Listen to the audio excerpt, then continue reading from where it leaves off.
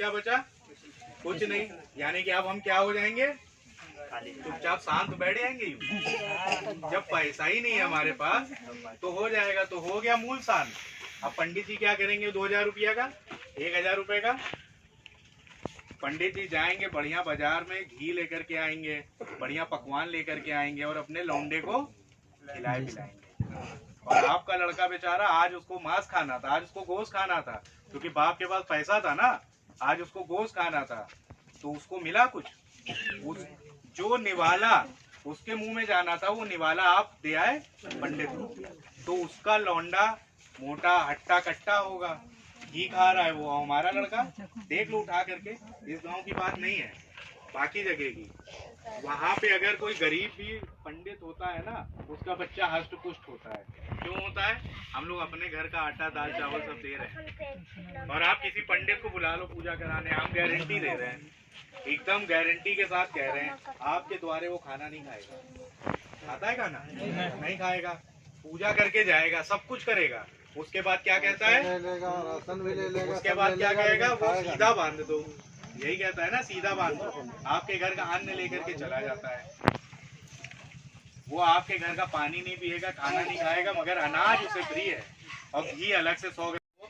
अंधविश्वास के खिलाफ तो आप लोग जागरूक कर ही रहे हैं, संविधान पढ़ाइए। और सबसे बड़ी चीज है, जो दिमाग में एक मैल जमा होता है ना, देखिए हिंदू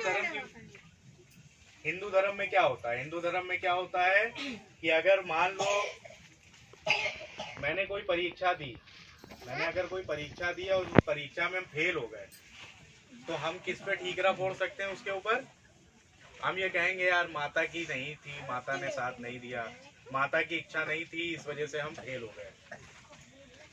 और जब आप उस चीज से निकल जाएंगे, जैसे अब हम लोग निकल चुके हैं, तो अगर हम लोग किसी चीज में असफल होते भी हैं, तो पूरा का पूरा दारोमदार हमारे ऊपर है कि हमारी मेहनत में कोई कमी रह गई हो। क्योंकि हिंदू धर्म में हर चीज को ठीकरा फोड़ने के लिए कुछ ना कुछ है। अरे ऊपर वाले ने नहीं चाहा तो नहीं हो पाया। हमारे यहाँ वो एक जानने वाले हैं, उनके घर पे बैठे थे, तो उनकी काम वाली वो जो खाना बनाने आती है, तो वो खाना बनाने के लिए नहीं आ रही थी, तो आई एकदम से, तो उन्होंने पूछा कहाँ गायब थी? तो कह रही थी वैष्णो देवी जाना था मगर जा नहीं पाए। तो उसने कहा कि बताओ क्यों नहीं जा पाई? कह रहे माता का बुलावा नहीं तय हुआ था, इस वजह से नहीं जा पाए, टिकट भी करा लिए थे। अब बताओ आप, हम लोगों में इतना अंधविश्वास भरा हुआ है कि अगर हो गई चीज, अगर बच्चा फर्स्ट डिवीजन पास हो गया, तो सबसे पहले नारियल कहाँ चढ़ेगा? माता जी के दरबार पे।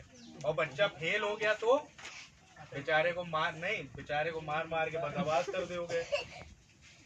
अगर बच्चा पास हुआ है तो लड्डू जब माता के दरवाजे पे चढ़ा रहे हो, तो बच्चा अगर फेल हुआ है तो माता से ही तो हिसाब लेने जाओ, वो हिसाब नहीं लिया जाता है। अब शादी ब्याह होता है तो पंडित से बचवा करके, सब कुछ करा करके, और शादी की तिथि निकाली जाती है कि नहीं? पंडित से बचवा दिया और निकाल दी, पैसा भी उसको दे दिया। अब उस दिन अगर बारिश हो गई तो उसका हर्जाना कौन भरेगा? तो इन सब चीजों से हम लोगों को बहुत जल्दी से जल्दी बाहर आना पड़ेगा, और छोटी छोटी चीजों को हम लोगों को खत्म करना पड़ेगा। ठीक है ना, बैठ जाओ बैठो।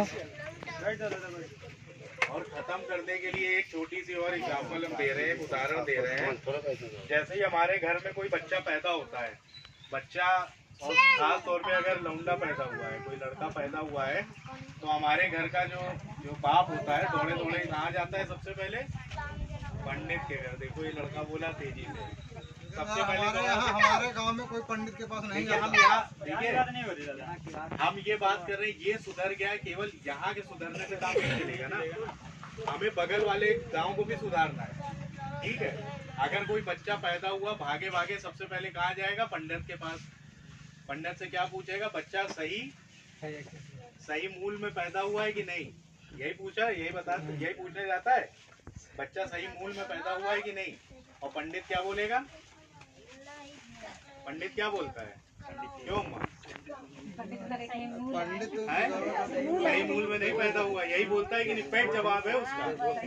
ये लखनऊ से लेके लंदन तक के, लखनऊ से लंदन का पंडित बोलता है, सही मूल में नहीं पैदा हुआ है। अब बाप जो है घबरा जाएगा, वो क्या कहेगा पंडित से, अरे पंडित जी इसको सही कराने का क्या तरीका है।